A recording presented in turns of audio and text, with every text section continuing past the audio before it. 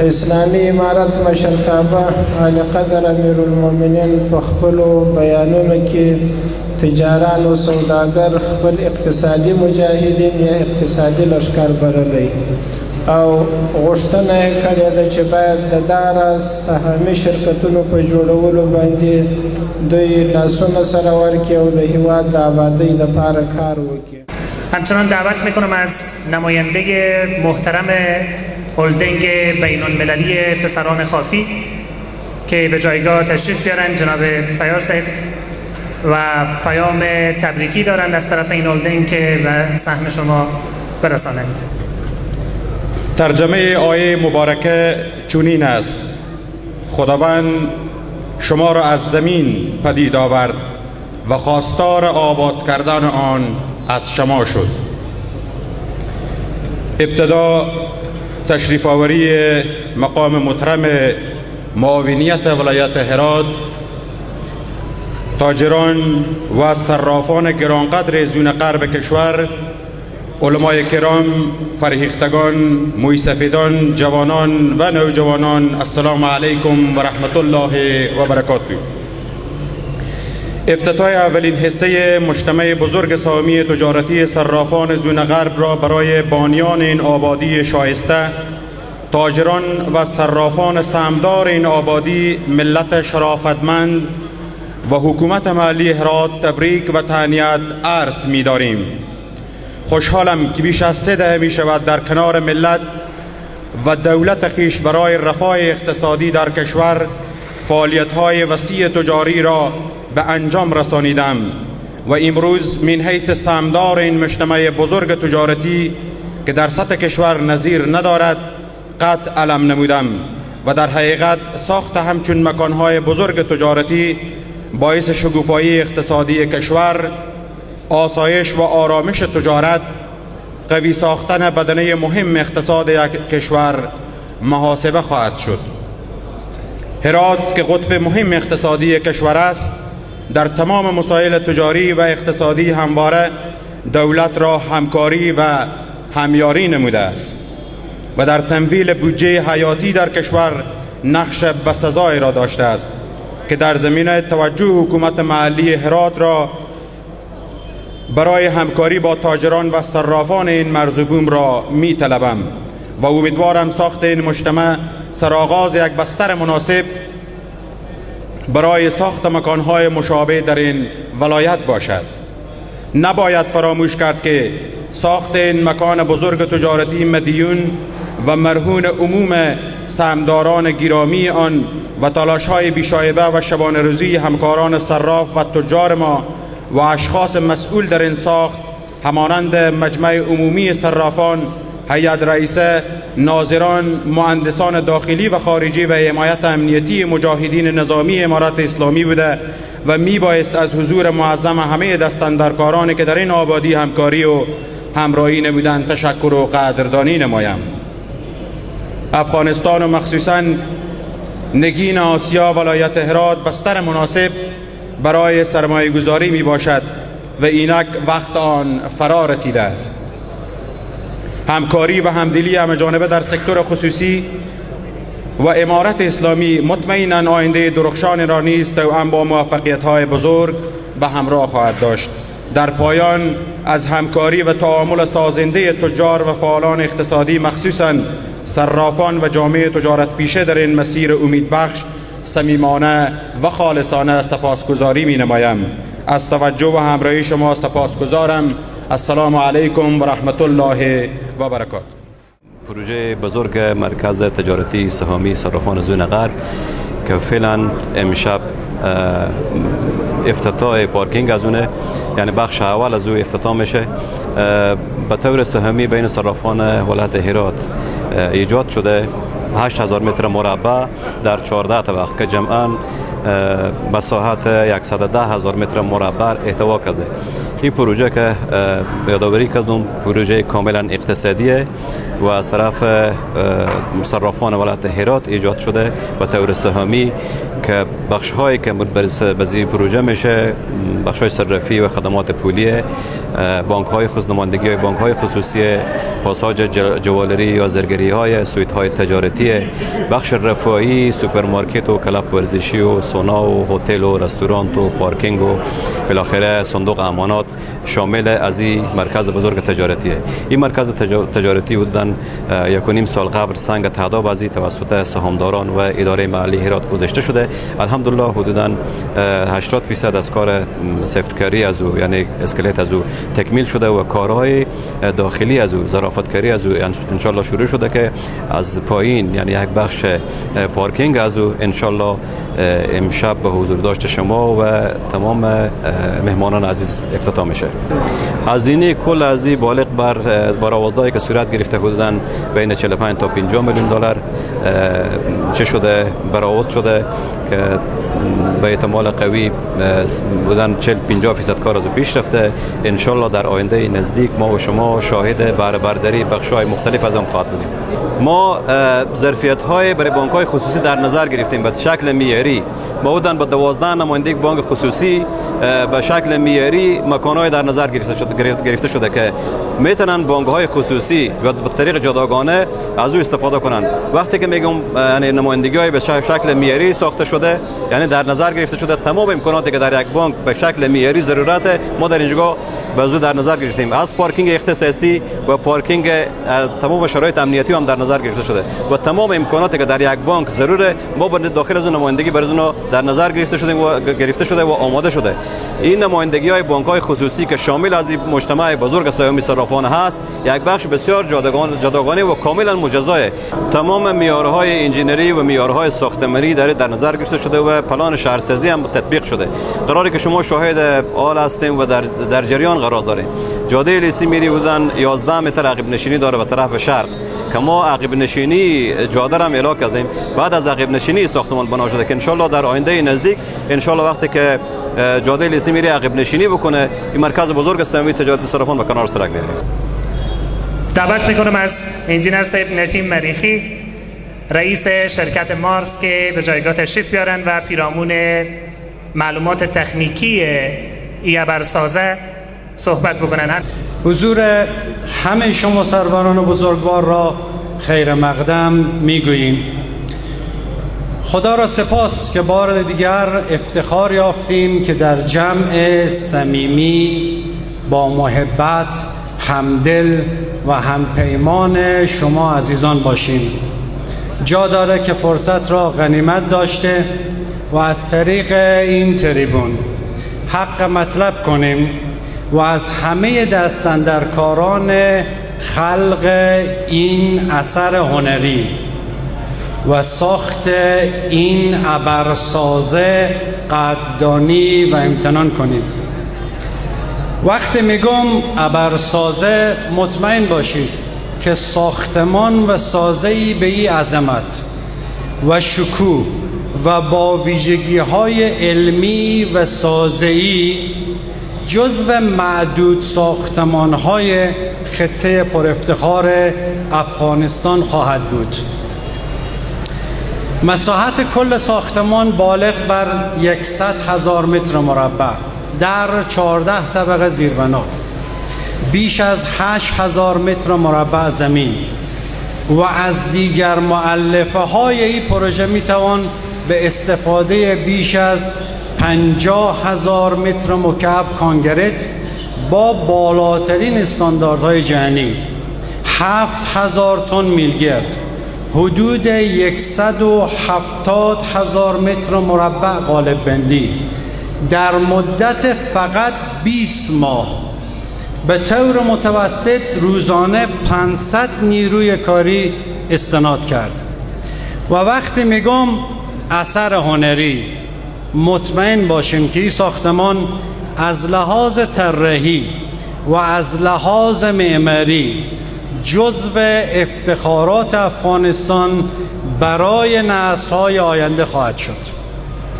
درب ورودی به ارتفاع 8 متر، عرض 17 متر، ارتفاع طبقات 4 متر و 30 سانت، گالری بسیار با شکوه به وسعت 1800 متر مربع، خود گویای هنرنمایی در این پروژه است.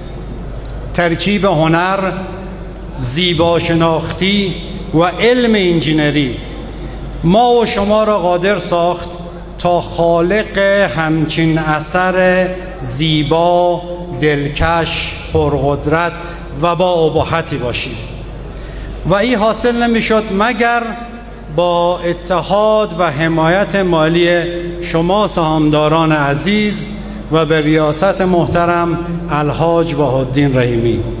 دعوت میکنم از مولانا صاحب عبدالرشید عرفان حکیمی، خطیب مسجد جامع بزرگ باغچه مصطفی و رئیس دارالعلوم عرفان العلوم هرات که به جایگاه تشریف بیارن و پیام مختصر و کوتاه خود محضر شما برز برسانند. اللهم صل على سيدنا ونبينا محمد خاتم النبيين وعلى آله وصحبه أجمعين.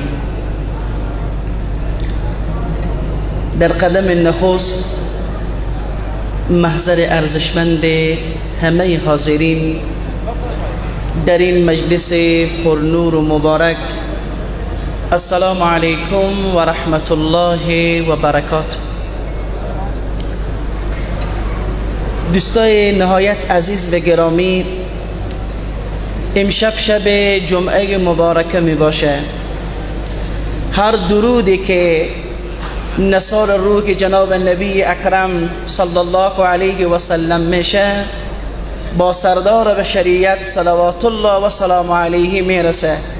از این جمع بزرگ و مبارک و نورانی به خاطر احیای شب جمعه مبارکه تقاضا میکنم که همه با هم صلوات بلند ختم میفرمایین. عزیزان، من پیرامون سه نکته کوتاه بحث دارم. یک،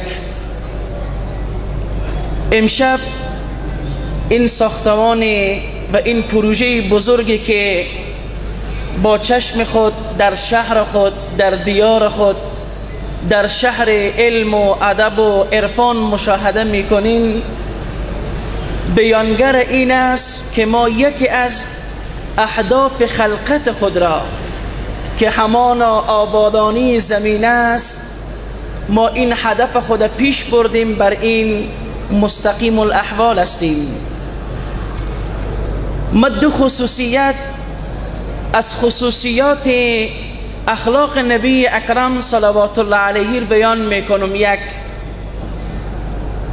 رسول مهربان بشریت پناهگاه برای انسانهای ناامید بودند. کسی که از جای خسته میشد، ناامید میشد، با آغوش رحمت سردار بشریت رسول اکرم صلی الله علیه و سلم پناه می برد. از خیلی همشهریان فقیر خود در این سرزمین شنیدیم که وقتی این ساختمان عظیم و بزرگ به شهر خود مشاهده میکنن، برایشان امید بخشیده و اظهار امیدواری میکنن.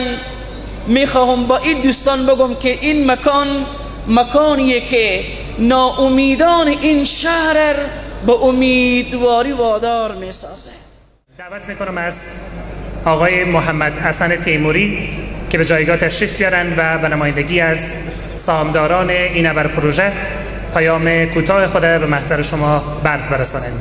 ما پروژه به وقت شروع کردیم که افغانستان یک حالت خیلی حساس تجربه کرد، یعنی یک نظام جدید آمد و مردم به اصطلاح به یک وضعیت نامعلومی قرار داشتم و ما اینجا ماندیم و یک پروژه عظیم از سرمایه‌گذاری داخلی شروع کردیم. اینجا یک پروژه دوستای عزیز، پروژه ملی و یک مجموعی که مربوط به تمام اقشار هرات میشه.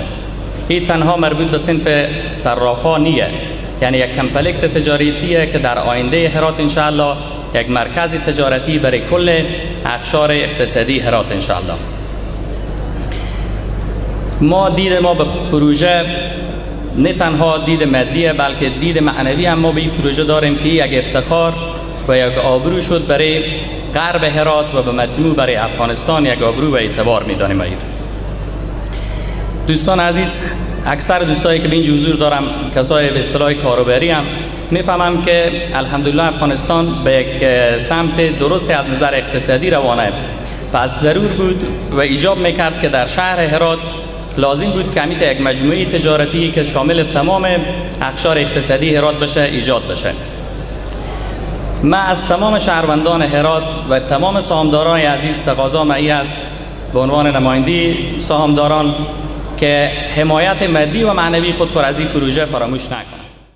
دعوت میکنم از شخصیت ملی و تاجر خوشنام افغانستان محترم محمد یونس قاضی زاده، رئیس اتاق تجارت و سرمایه‌گذاری ولایت هرات که به جایگاه تشریف آورند و پیام ارزشمند خود محضر شما برز برسانند. سهامداران عزیزی که در این پروژه بزرگ ملی سرمایه گذاری کردن، اراکین محترم ملکی و نظامی، السلام علیکم و رحمت الله و برکاته. امشب بسیار خوشحال هستم که این پروژه بزرگ و پروژه دیگری که در سطح حوزه جنوب غرب در حال ساخت و ساز است و پیشرفت قابل ملاحظه‌ای در کار ساخت و اعمار از اینا را می‌بینیم. میخوایم بخش کوچکی از این افتتاح کنیم. بدون شک پروژه شما یک پروژه ارزشمند برای هرات، حوزه جنوب غرب و افغانستان است. گرد هم آمدن 600 سهامدار در شرایط فعلی افغانستان یک گام بسیار ارزشمند است. بدون شک قوت بزرگی هستین و پروژه به این بزرگی را 100% به پیش خواهیم بود و به پای اتمام میرسانیم. کم کم ما باید به این منطق و به این باور برسیم که افغانستان به سمت اقتصاد مدرن، اقتصاد روز گام‌های خود بر می‌داره و افغانستان و هرات نیاز به چنین ساختمان و تأسیسات و چنین مجموعه‌های بزرگی داره. این قدم شما در هرات شروع کردین و یک قدم ارزشمند برای سکتور خصوصی افغانستان است. من چند دلیل دارم که افغانستان در سالهای آینده رو به پیشرفت است و اقتصاد افغانستان با تمام مشکلات و چالش‌هایی که داره میتونه یکی از اقتصادهای خوب منطقه و حتی دنیا باشه. با آمدن امارت اسلامی وضعیت اقتصاد افغانستان رو به بهبود است، خصوصا در سال گذشته آنچه که بانک جهانی اعلام کرد یک چشمانداز و مثبتی را در اقتصاد افغانستان دید. سرمایه‌های خارجی که وارد افغانستان شد و سرمایه‌گذار خارجی و داخلی اطمینان حاصل کرد که میتونه همراه امارت اسلامی و همراه افغانستان کار کنه. خوشبختانه امارت اسلامی اولویت خود، اولویت اقتصادی و صنعتی اعلام کرده که این یک نوید خوبی به سرمایه گذار داخلی و خارجی است و در عمل هم ایره ما دیدیم که همیشه حمایت شد. تورم در سال 2023 100% کاهش پیدا کرده. صادرات افغانستان 22% نسبت به سال گذشته افزایش پیدا کرده و مهمترین بحثی که ما در سال گذشته و امسال شاهدی هستیم که بخش عمده از معادن افغانستان، سرک‌سازی افغانستان توسط شرکت‌های داخلی و خارجی انکشاف پیدا کرده و شروع به استخراج شده. خوشبختانه بانک‌های جهانی همراه ما کار می‌کنند.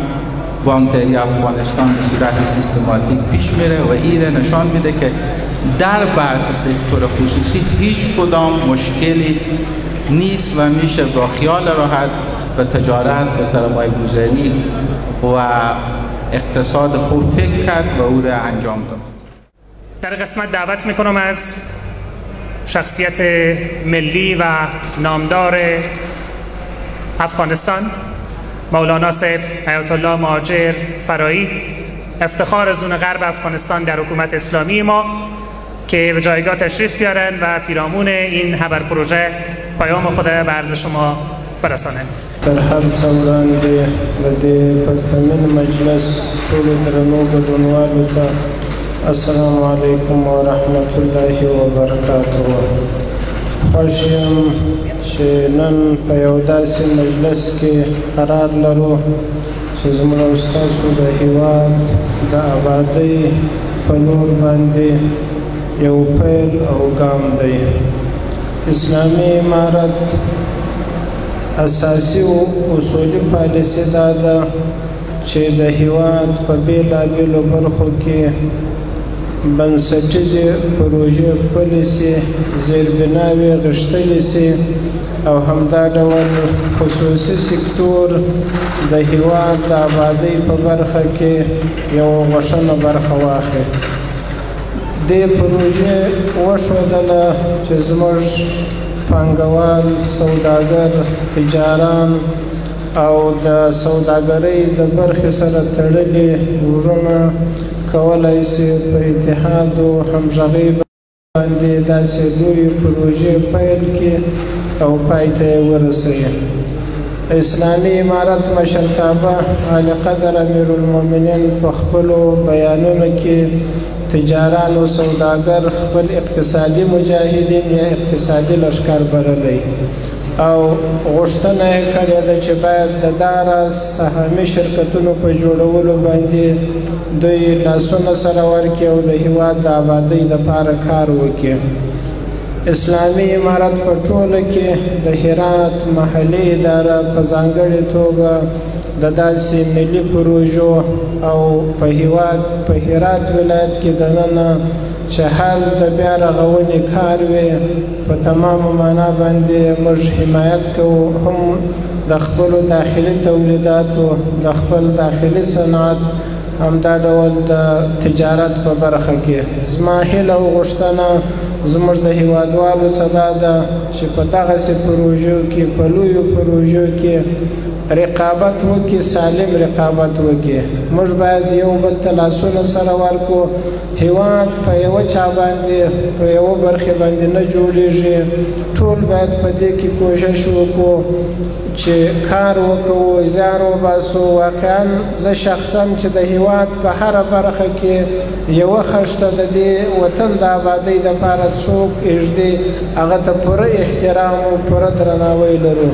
الله تعالی جل وعلا شانه دې په ټولو کې د وطن د مینې او د محبت یو احساس پیدا کړي چې راسي دلته او په هېواد کې پانګونه وکړي. یو ځل بیا د دې سټیج څخه پر ټولو هغه تجارو او سوداګرو وروڼو باندې چې په بهر کې دي پر هغوی باندې غږ کوو چې راسي دلته سرمایه ګزاري وکړي. دا هم اجر دی، هم ثواب دی او هم د مال د پیدا کولو ذریعه ده. ومن الله التوفیق. در این قسمت دعوت میکنم از مولوی سید جانان خادمی، ریاست محترم عدلیه ولایت هرات که به جایگاه تشریف آورند و پیام ارزشمند خود محضر شما برز برسانند. ډیر خوشاله یم چې په داسې یو مجلس کې او په داسې یو محفل کې حاضر شوم چې هغه زموږ د وطن د آبادۍ او زموږ د وطن د ښکلا یو نمونه ده. نو موږ تاسو باید خپل په منځ کې اتفاق، اتحاد او صمیمیت ولرو. هغه دا چې زموږ تاسو په منځ کې اتفاق، اتحاد، صمیمیت وو، بیا موږ تاسو خپل وطن ته وفاداره پاتې کېدای شو او خپل د وطن آبادي ته ژمن پاتې کېدلی شو. او بیا به زموږ ستاسو د اتفاق اتحاد ثمره دا وي چې وطن به مو آباد او تجار صاحبان به سرمایه گذاري په ښه توګه کوي. نو کوم تجار صاحبانو چې دغه سرمایه گذاري دلته کړې ده د دې څه مننه کوو او حمایت یې کوو.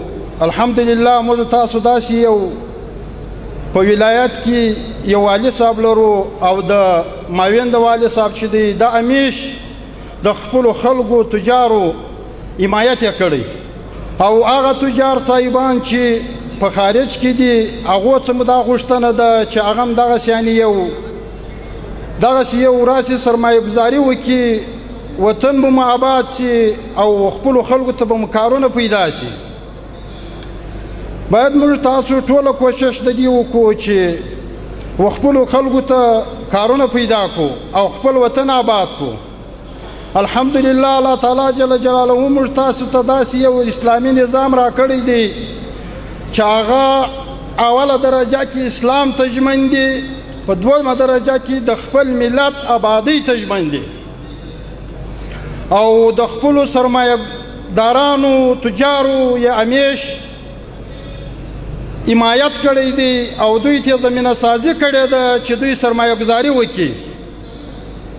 او الله تعالی جل جلاله موږ تاسو ته داسې یو امنیت راکړی دی چې په ټول افغانستان کې د هراته تر بدخشانه، د بدخشانه تر مزاري، د مزاري تر هلمند تر کندهار چې زموږ ستاسې هر سرمایه ګزاره ځي هغه ته الحمدلله هیڅ نوع مشکل نشته او د هغوی احترام، عزت، عفت ټوله خوندي دی.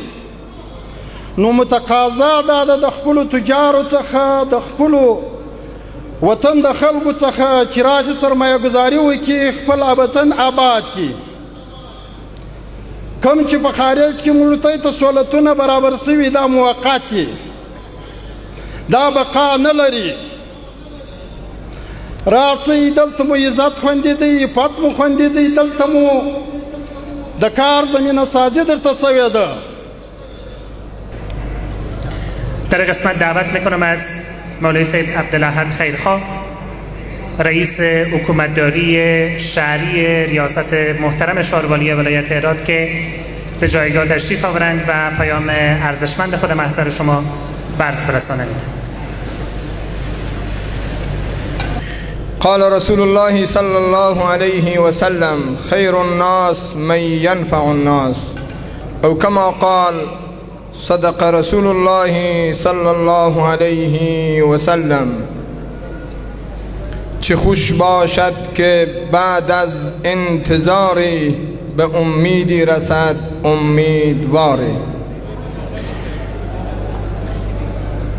تبریک و تهنیت عرض میکنیم اصالتاً از طرف خود، نیابتاً از طرف شاروال ولایت هرات، خدمت سهامداران عزیز، تجار، خیرین، به خصوص حاجی صاحب بهاءالدین رحیمی که واقعاً در این زمینه دست والا و قدم خوب گذاشتن. عزیزان 3 نکته بیان میکنیم، اخیری وقت است. قدم اول، موضوع اول ما ازدحام، شلوغ و ترافیک در شهر از همچو پروژه های جلوگیری ازدحام میکنه. جای فخر و جای خوشحالیه که ما شاهد افتتاح چنین کمپلکس که دارای چند بخش هست ما حضور داریم. اگر پروژه های ما، مارکت ها و مجتمع های ما معیاری باشه ما دوچار ازدحام و ترافیک نخواهیم شد. همونطوری که این پروژه دارای 2 منزل پارکینه، چه خوب است. اگر هر برادر ما، هر تجار ما، هر وطندار ما که اقدام به یک پروژه، به یک مارکت، به یک مجتمع می کند، چه خوب است که معیاری باشه. چه خوب است که نظر همچون انجینرها، معمارها، مهندسهای خوب را بخواهند. قدم دوم، شاروالی ولایت هرات از روز اول تا به حال که کار شروعه با انجینرهای زبده‌ای که این پروژه دارن، هماهنگی ریاست تکنیکی مسلکی شهروالی هرات بخش انجینرهای ما هماهنگی داشتن و خواهد داشت. موضوع سوم، موضوعی که همه علما اشاره کردن، همه اقشار مختلف اشاره کردن، سهام داران اشاره کردن، اقتصاد عزیزان. همونطوری که جناب خطیب صاحب اشاره کردن 500 نفر در اینجا کار میکنه، توی تجار، توی سهامدار، توی خیرین، توی انسان که الله به تو ثروت داده، مال داده، دارایی داده، این استطاعت و این قوت را داده، زمینه کار را برای یک مسلمان مهیا بکنی، چقدر جایگاه داری؟ حدیثی که خدمت شما تلاوت کردیم، خیر الناس من ینفع الناس، بیترین انسان ها چی کسی هست؟ خوب قیافه‌ای داشته باشه، خوب ویلای مجتمعی باشه، خوب موتره، خوب زندگی، خوب منصب داشته باشه، نه خیر. خیر الناس من ینفع الناس، بیترین انسان ها کسیه که نفع او به مردم برسه. از این نفع بالاتر که چندین خانواده اونها دست به کار بشه. پس از همه برادرانی که از ولایت مختلف در این پروژه اونها سهیم هست تشکری خاصی داریم. و موضوع دومی، موضوعی که دوم بود اشاره کردیم، از همه برادران تجار، همه وطنداران، بخصوص مردم ولایت هرات خواهشمندیم، تقاضا میکنیم که با شاروالی هر پیشنهادی که دارید، هر تقاضایی که دارید، هر پروژه‌ای که دارید، هر مجتمعی که میسازید، هر مارکت و ویلایی که درست میکنید، کوشش بکنیم که با ریاست شاروالی ولایت هرات هماهنگی باشه که تا سیستم کار و پروژه و کمپلکس ما به هم نخوره. چه خوبه که هر پروژه ما دارای همچو پارکین های معیاری باشد. السلام علیکم و رحمت الله تعالی و برکاته. دعوت میکنم از جناب آقای غلام سخی مهتاب ایدری، سخنگوی اتحادیه صنف زرگران ولایت هرات، که به جایگاه تشریف آورند و پیام خود کوتاه به سهم شما برسانند. همچنان تبریکات از طرف اتحادیه شرکت‌های ترانسپورت بین‌المللی ولایت هرات هم بر ما رسیده که محضر عموم سهامداران عزیز افتتاح پارکینگ های ابر پروژه را تبریک و مبارکباد عرض داشتند. بسم الله الرحمن الرحیم. واعتصموا بحبل الله جمیعا ولا تفرقوا. و با نام خداوند مهمان نواز، خداوند بخشنده و بینیاز که هر امر و نهیش برای بشر بود مایه رحمت و دفع شر.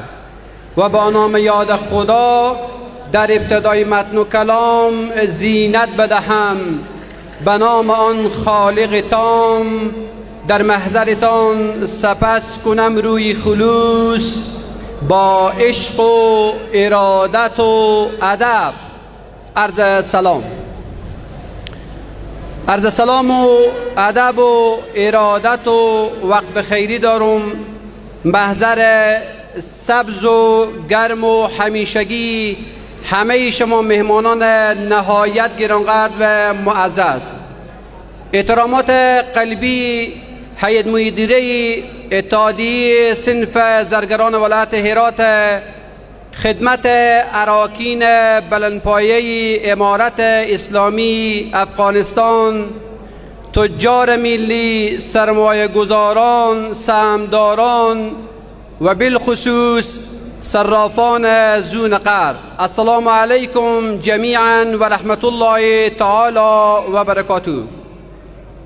جای خرسندی است که اتحادیه صنف بازرگانان ولایت هرات جزء سرمایه گذارا و سهامداران این پروژه ملی اقتصادی و در کل بین المللی میتونیم بشماریم و جای بسیار مسرت است که اتحادیه صنف بازرگانان ولایت هرات به مقدار چند کاکین از این پروژه را تصاوب شدن و سهامدار هستند. جناب حدیث باالدین رحیمی دوست نهایت گرانقدر و معزز ما تمام ابعاد مختلفه این پروژه را به خوانش گرفتند. عزیزا وقت بسیار کمه. در اخیر میگم که من اگر برخیزم تو اگر برخیزی همه برمیخیزند. من اگر بنشینم تو اگر بنشینی چی کسی برخیزد، چی کسی بر دشمن بستیزد و چی کسی حلقه بر گردن دشمن آویزد.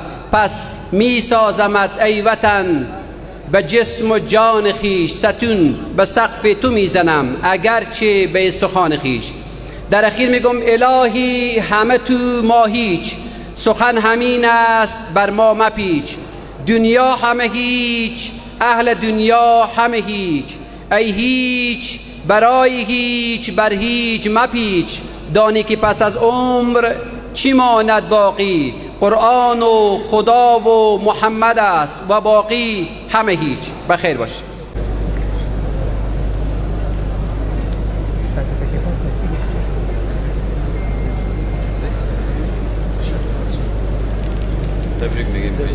همچنان دعوت میکنم از انجینر صاحب شکرالله اکبری آمر نظارتی این ابر پروژه که تشریف بیارن و نوع تقدیری که براشان در نظر گرفته شده را دریافت بکنه.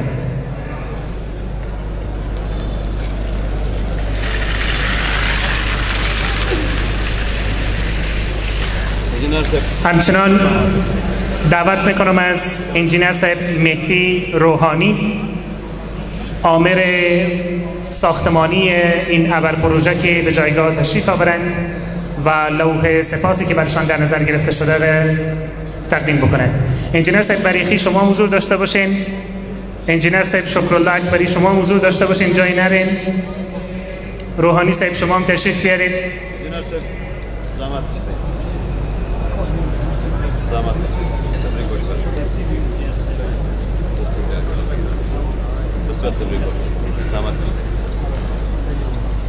باشه.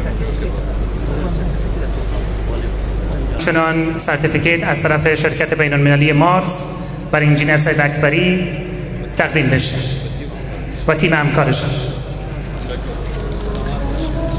دعوت میکنم از انجینر صاحب شده برای خودشان و تیمشان دریافت بکنه. تبریک باشه انجینر صاحب. تبریک باشه به نمایندگی شما. به دلیل جلوگیری از ضیاع وقت سرتیفیکیت ها برای بزرگوارانی که اسامیشان را میخوانم، هر کدامشان تیم بسیار ارزشمند دارن که شخصیت های بسیار بسیار بزرگوار و محترم کنارشان کار میکنن، به نمایندگی از تیم خود تشریف میارن و تحفه و سرتیفیکیتی که برشان در نظر گرفته شده را دریافت میکنن.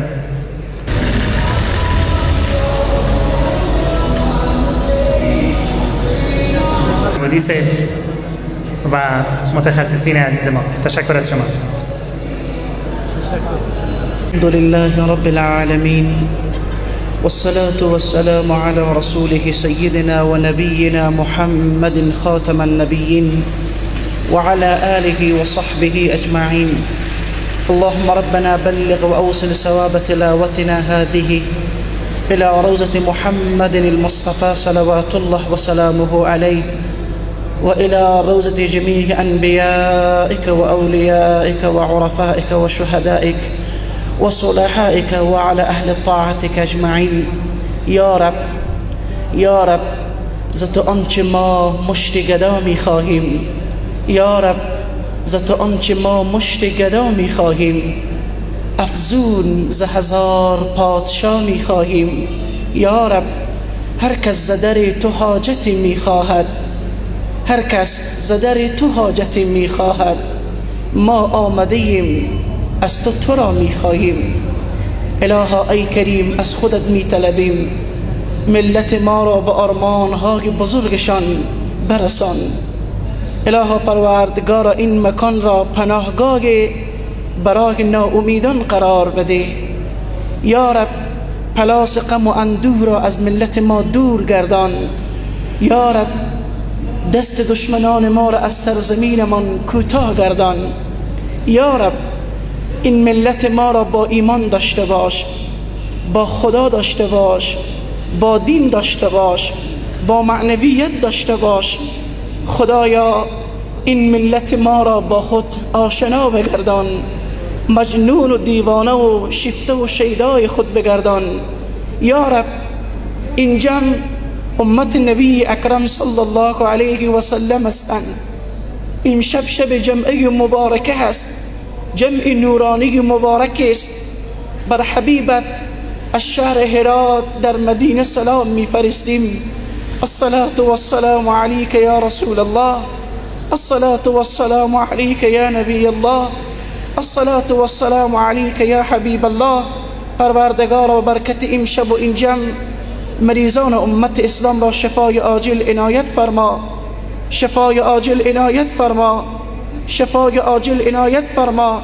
خدایا فقر مادی و معنوی را از مرزهای ملت ما و کشور ما بیرون بگردان. سبحانك اللهم وبحمدك نشهد أن لا إله إلا أنت نستغفرك ونتوب إليك برحمتك يا أرحم الراحمين.